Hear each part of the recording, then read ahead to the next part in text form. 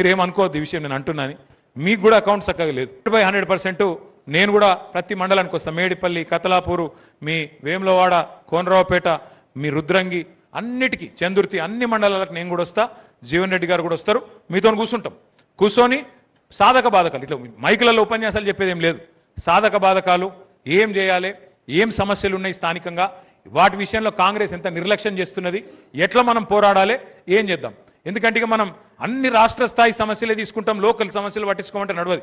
ఏ ఊర్లో ఆ ఊరు సమస్య ఉంటుంది. ఆ ఊరు సమస్య, ఆ ఊరు పరిస్థితిని జాగ్రత్తగా తీసుకోవాల్సి ఉంటుంది.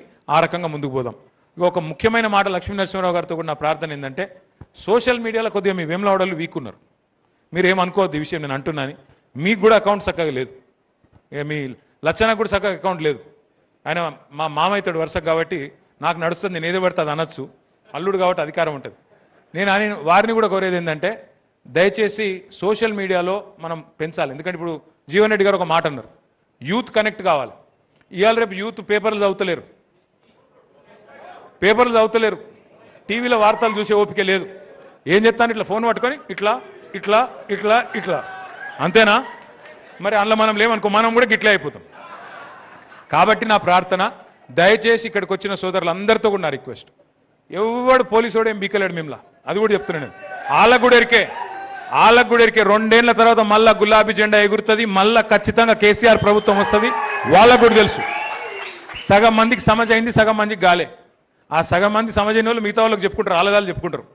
మనం భయపడే అవసరం లేదు. పోస్టు పెడితే భయం, పోస్టు పెడితే వాడేమంటాడో వీడేమంటాడో ఎవడేమనేది లేదు. బరాబర్ బాజాప్తా తెలంగాణకుండే ప్రజాస్వామిక లక్షణమే అది.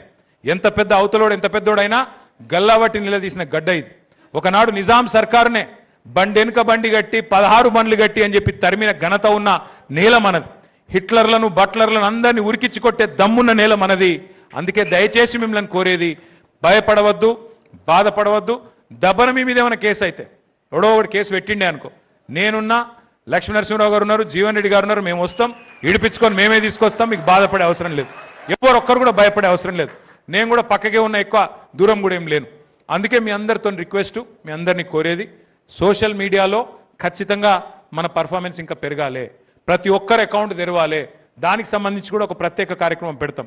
वैसे ही हमारे जो भाई हैं यहाँ पे उर्दू में बोलने के लिए बोले, हमारे वेमुलवाड़ा में, उनसे भी मेरी गुजारिश है, हमारे भाइयों से गुजारिश है, आप सतत रहिए, आप सब लोग होशियार रहिए.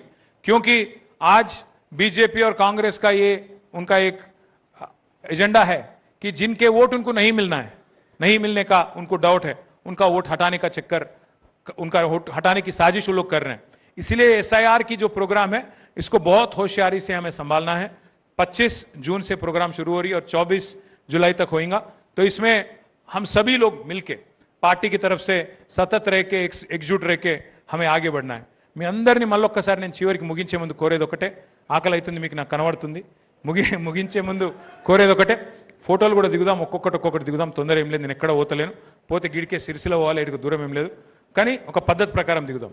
లాస్ట్కు మళ్ళొక్కసారి చెప్తున్నాను నేను, మీరు వేములవాడ గెలవాలన్న జిద్దు మీకుంటే, కేసీఆర్ సీఎం కావాలన్న జిద్దు మీకుంటే, మీరు చేయాల్సిందల్లా ఒకటే, ఏం చేయాలి?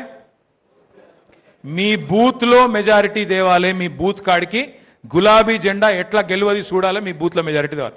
ఇక తర్వాత దేశము, రాష్ట్రము, ఆయన ఏం చెప్తాడు, ఈయన ఏం చెప్తాడు, మోడీ ఏంది, ఇదేంది, అదేంది, అవన్నీ అటెండ్ కా. ముందు నీ బూత్లో మెజారిటీ తీసుకొస్తే నువ్వే దార్కారివి, నువ్వే లీడరు. అంతేనా? జై తెలంగాణ. కేసీఆర్ గారి